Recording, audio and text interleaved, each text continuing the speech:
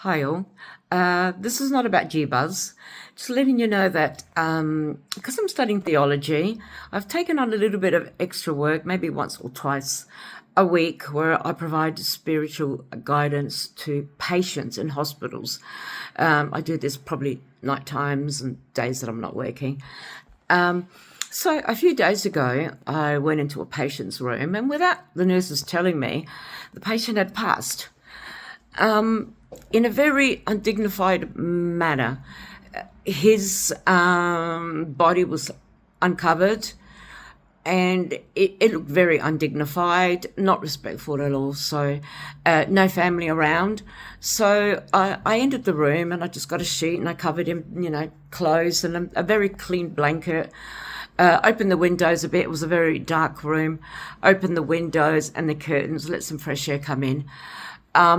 And then I went outside the hospital in the garden and just picked up a few fresh flowers. I'm not going to say what the hospital is.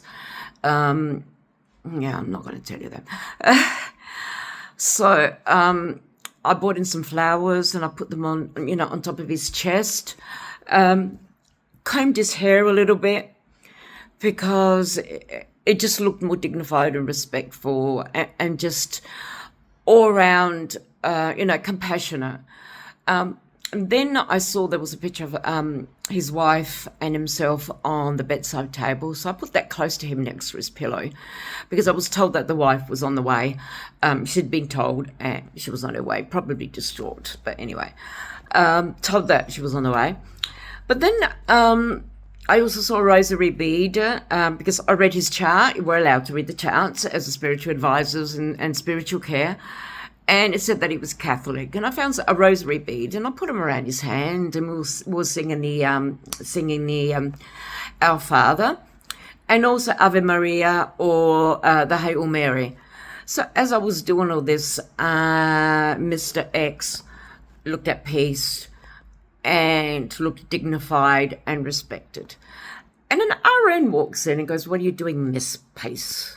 And I said, "I'm just making Mr. X look presentable for his wife, for anyone else, and just giving him some dignity because the way he was left was not appropriate at all."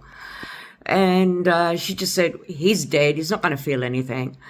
What a waste of time praying over someone whose soul had probably left his body anyway." And then of all, she says, "Don't even pray. What's all this religious bullshit?" I was taken aback. I'm not gonna respond to that, and she didn't even deserve a response. But I did document it, so it's all been documented. What was said, what was done, clear, concise, and correct. Then I went to go see someone else who needed some spiritual care, and when I came back, I saw that the wife was talking to the nurse and said how wonderfully you'd prepared my husband's person. I hate using the word corpse or body. The way you prepared my husband, and even the funeral directors that came and said, "This is wonderful." The nurse was kind of taken aback and said it wasn't me, it was actually the spiritual advisor. I walked straight past. I'm not going to say that was me. Because this was about Mr. X at the time.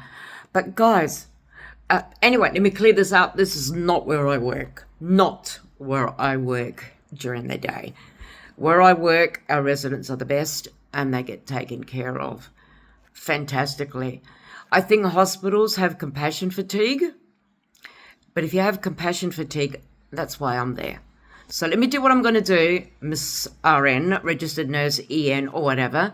Let me do what I need to do and just give this guy a great send-off. It was a hospital. So, look, thank guys, but let's never lose our compassion, okay? Ever, ever. Big man up there is watching. Bye, guys.